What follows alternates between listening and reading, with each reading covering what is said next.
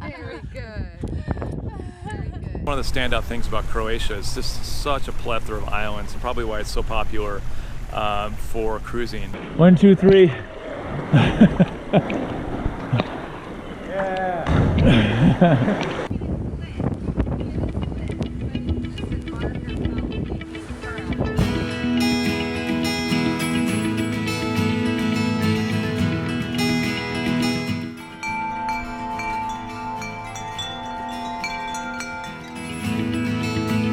Welcome to Croatia, one of the finest sailing areas you will encounter in the Med.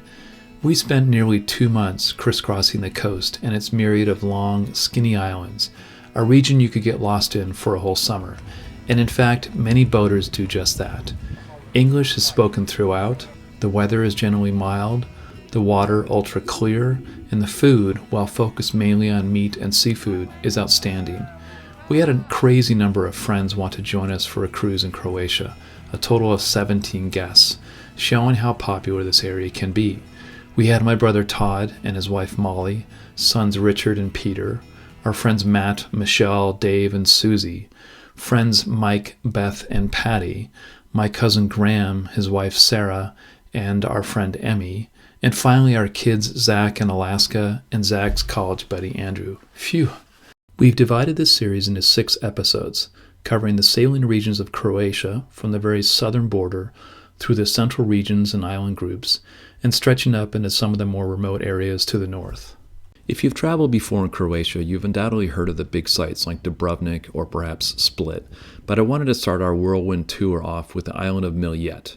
In particular, on the western end is the Mljet National Park, one of 8 national parks in Croatia, a country that is half the size of the state of Florida. And we are headed to right straight ahead there. We're right on course. That's Mljet. Should be there very quickly. It's about 12 miles to go, so we're going to be there maybe an hour and a half now. It was going to be 2 hours, 3 hours before. So good sailing. Awesome to have a beam reach. Fastest, most efficient speed for a boat like this. We've got 8 knots on the gauge there. Doing really well. We settled in quick at the town of Poljice, considered to be one of the best protected harbors in all of Croatia, with high headlands nearly encompassing the harbor. Croatia gets a bad rap from some boaters complaining about the high fees of these parks, where it can cost 80 to 100 euros or more per night, regardless if you use your own anchor. But once you experience the beauty of these spots and appreciate the effort the country puts into preserving these precious resources for future generations, you can better understand their reasoning. Another little lake? Yeah, I think these are the 2 that are over in here. This is very cool. We are on the top of the mountain in the national park at the northwest side of Mljet. And we are definitely on the top. After a hike to the park's summit, we descended to one of 2 inland lakes to check out the 12th century Benedictine monastery on St. Mary's Island. All the way around this small island, they have this lovely sort of dock built up. You can walk all the way around, and there are people swimming off here. I think this is just awfully darn inviting. I'm pretty sure we're going to have to swim. On a subsequent visit, we learned that if you use one of the restaurant docks, the park police look the other way, and you can put your park fee towards a delicious dinner ashore. Poljice was where we first learned about the dish called peka, or sometimes just stated literally under the bell. You need to order it 3 hours ahead of time, so they have time to warm up a thick slab of stone by wood fire, then cover your chosen meat or seafood and veggies under a metal dome, and simmer it all together for awesome goodness. Try to not the fish doesn't come so look much. at that. Oh, yummy. All together makes no any dressing, something special, just a little bit salt, pepper, and Yummy. Oh, so exciting. To see more of the interior, we rented scooters and headed across this long, skinny island, with one of the highlights being a swim at Odysseus Cove. There is some history here with Homer's tale of Odysseus supposedly being held captive inside the cave by the nymph named Calypso, who was too smitten to let him go. I made an honest but ultimately unsuccessful attempt to find said nymph, but in the end accepted a refreshing cool swim, followed by an even colder beer afterwards, a modern-day compromise. 1, 2, 3.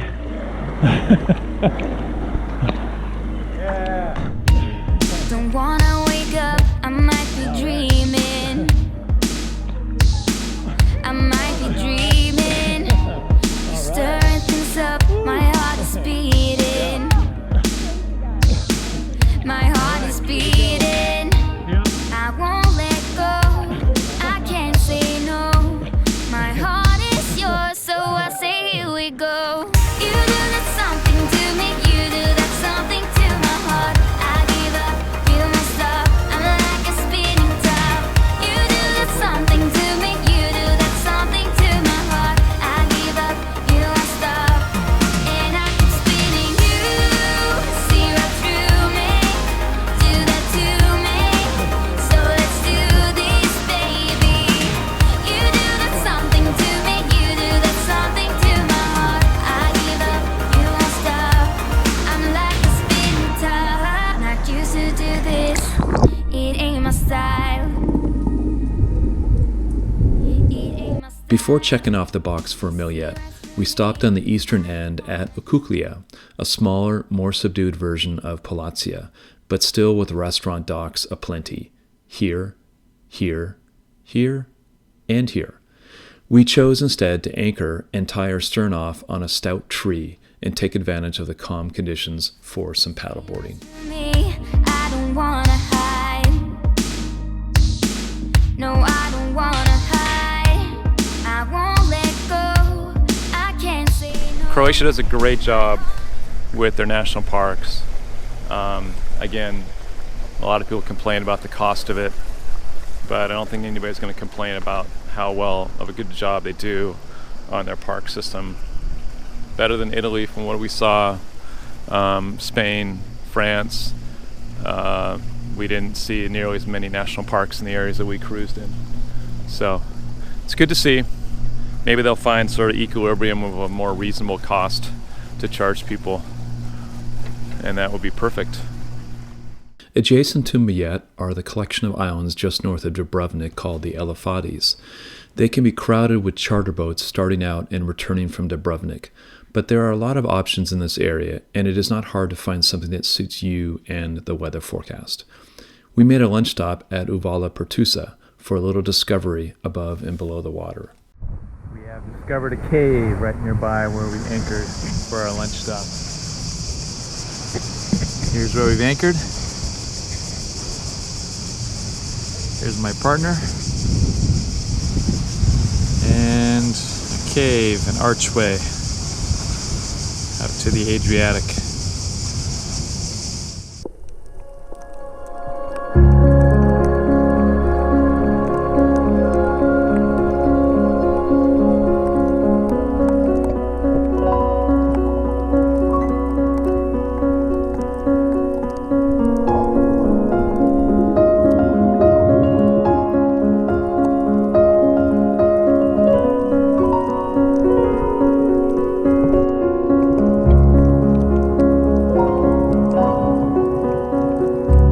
Another one of our favorites was Uvala Sapanska. It has a nice broad anchorage, basic necessities ashore, a great paved path around the circumference of the harbor perfect for a walk or a run, and plenty of trails that take you to the foothills inland. The anchorage here is relatively shallow, making it easier to drop your hook and swing on a shorter scope, and therefore accommodate more boats. On our first visit, we found a spacious spot in the middle of the harbor, but gradually lost our swinging room as more boats crammed their way in before dusk. Ironically, we found that paid skippers on charter boats were the least professional, anchoring right next to you on a super short scope that would lead to a dragging anchor if winds piped up. On a later visit, we found a great beach bar that we could anchor next to and run a stern line ashore to a tree or a bollard on a small dock. If you spend any time boating in Croatia, you have to be flexible about your anchoring techniques. Dropping an anchor off the bow and backing to the shore with a tight stern line locks you in position, making for a very snug spot despite the plans of the weather. It also allows for more boats to anchor, all lined up along the shore like a tailgate party. We're going out through this little narrow cut. In the Elafiti Islands, there's lots of places that you can kind of tuck into, many of them which you need to run a line ashore. There's a boat kind of around the corner here. You can see a catamaran way down there. There's sort of a galette tour boat there, another catamaran. Well, it isn't catamaran's going in, but all on the shore there last night, there were boats tucked in with stern lines to shore. Another galette out there. So lots of options here. It's kind of fun. It never really, I mean, this is mid-July, so never really feels like it's overcrowded, even though there's a lot of charter boats around. Despite all those charter boats, you can still find a lot of options and places to stay. So, particularly when it's calm. We've had a good stretch of weather here. It's been maybe 4 or 5 days now. Very calm weather, still enough wind to sail quite often during the day, but not those annoying thunderstorms with sudden gale force winds that shake everybody's nerves and make it hard to feel secure when you're anchored overnight. We had so many nights that we were getting up throughout the night, checking, possibly having to move, watching other boats to make sure they're not dragging. So it's nice to get back to the routine we had earlier in Croatia when it was sunny and warm and relaxing and winds during the day and calm at night. But it's just something you have to face, I guess, when you're sailing. You get some times when the weather turns on you and you have to be prepared for that and have to be willing to be up on and off all night, kind of like having a newborn in the house, and being prepared to move your boat. But it does take a lot of energy out of you, so we're happy to put that energy back into sailing and to swimming and exploring on shore. So very peaceful here in the Elafiti Islands. It's very wooded and rocky shoreline just above the sea level, but wooded beyond that. At nighttime, you're often your ears are almost buzzing with the buzzing of the sound of the crickets and all that stuff in the woods. So you can really hear a hum, like as if you're out camping in the woods somewhere. And so now we're headed out outside the Elafiti Islands. That big headland in the distance is the start of Dubrovnik, a little island offshore there that's got a nice lighthouse. So you can see quite a procession of boats. This is Friday, and it's a common day for people to head back with their charter boats to return them, and they might stay on the dock Friday night and fly out Saturday. So you get a lot of boats heading back this way into Dubrovnik area. Dubrovnik and its close neighbor Cavtat are the crown jewel of the area, and where many boaters start and end their visit.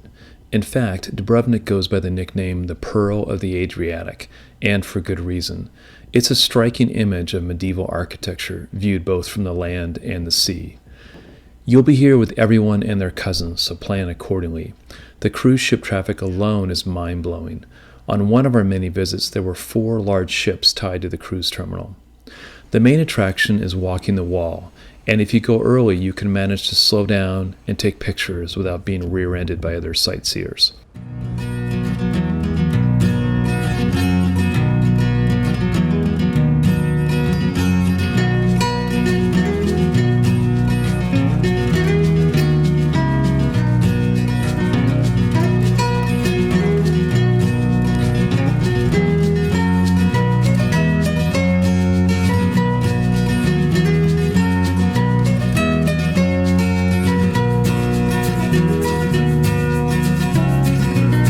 Besides the wall, there are a number of other archaeological works and museums, giving one the chance to get out of the heat of the day, this heat made even more challenging by all of the stonework and lack of natural shade. Many visitors chose a kayak tour around the city front, which made a lot of sense to me. We found solace in the Rijeka River on the north end of the city, anchored just off the ACI Marina, where we could get some peace and quiet. That is, when we didn't have to do laundry, grocery shopping, or make boat repairs.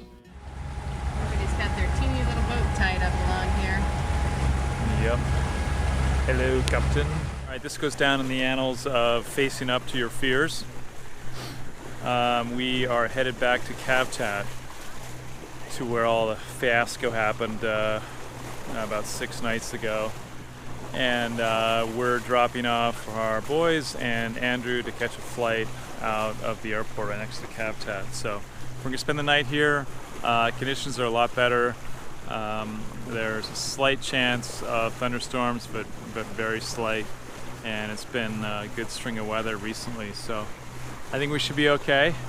But it is a little nerve-wracking because we faced so much stress when we almost were blown onto the dock and ran aground in the harbor there, and we're dragging our anchor and then having to move in the middle of the night despite the high winds to another anchorage and deal with a lot of high winds and fetching waves. So we're gonna give this another try. Cavtat's very convenient for dropping people off at the airport. It's also a place that we can clear out of Croatia, so we'll be doing that tomorrow. And hopefully everything will go smoothly. We're planning to have a nice dinner ashore as our last night together. And we're keeping our fingers crossed for a uneventful, no drama evening in Cavtat. So you're probably wondering what the big drama was about. The central Cavtat harbor looks good from a distance, but in reality, the water is too deep to anchor in the middle. Most visiting boats take an expensive spot at the dock, or for the rest of us, anchor somewhere on the perimeter close to shore.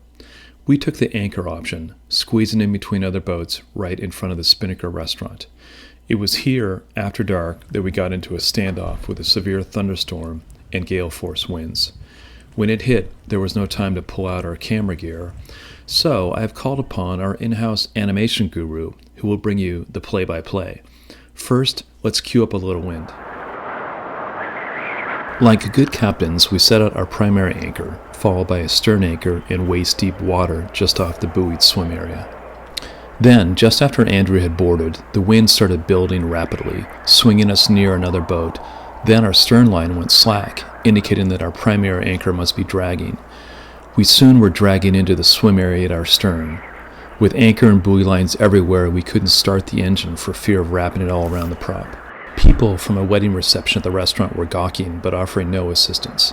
We were pushed further into the swim area. Luckily, the dinghy was already in the water, and after freeing up its propeller, I took it around to the bow, and with a line tried to pull the boat forward against the wind. Meanwhile, Karen was hastily passing out life jackets and trying to place an emergency call on the radio, while I was in the dinghy fishtailing to the side without any success. The wind increased to over 25 knots, and a deluge of rain was falling everywhere. Sea Rose, with no working anchor, swung completely abeam to the wind, causing the boat to heel way over. Suddenly, the lights on shore all went out. My biggest fear was an extremely pointy end of the concrete dock, like the end of a dagger aimed directly for the middle of our hull. This could very soon end very badly. One of the kids threw me a life jacket as I brought the dinghy around to the amidship point on the hull and hastily throttled up all 15 horses on the outboard. This slowed the approach of the dagger, but each gust inched us closer. A loose stern anchor line found its way to the dinghy prop and immediately stalled the engine. I lost hard-earned distance as I lifted the engine and cleared the line. Not a particularly religious man, I looked skyward and pleaded with anyone that would listen to please save us and our brand new boat. After snagging another line in the outboard prop, I revved up the engine again, and suddenly the dinghy rotated away and slid down the side of the hull, sending me flying overboard into the water with an engine at full throttle. Feeling my feet still attached, I kicked myself back into the dinghy, which was at this point almost flooded with the rain and near capsize. Karen yelled out to the people now right next to us at the restaurant, asking for someone to call for help. Meanwhile, I took another chance with the dinghy at the bow, using a hastily made bridle. Thankfully, this seemed to make a difference. In the high winds, Karen and I couldn't hear each other, and she decided to take a chance by putting the boat engine into gear. Suddenly, Sea Rose was overtaking me, and her prop and rudders were miraculously free of any lines. We tossed the stern line away to get it tomorrow and raised the main anchor. We wasted no time motoring out of the harbor into higher winds and breaking wave crests to anchor in the more exposed northern anchorage, finding plenty of swing room and better depths. Never again will we try anchoring in the central Cavtat harbor.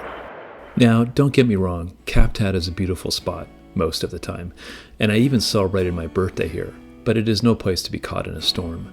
I hope you enjoyed hearing about our sailing experiences in the southern waters of Croatia.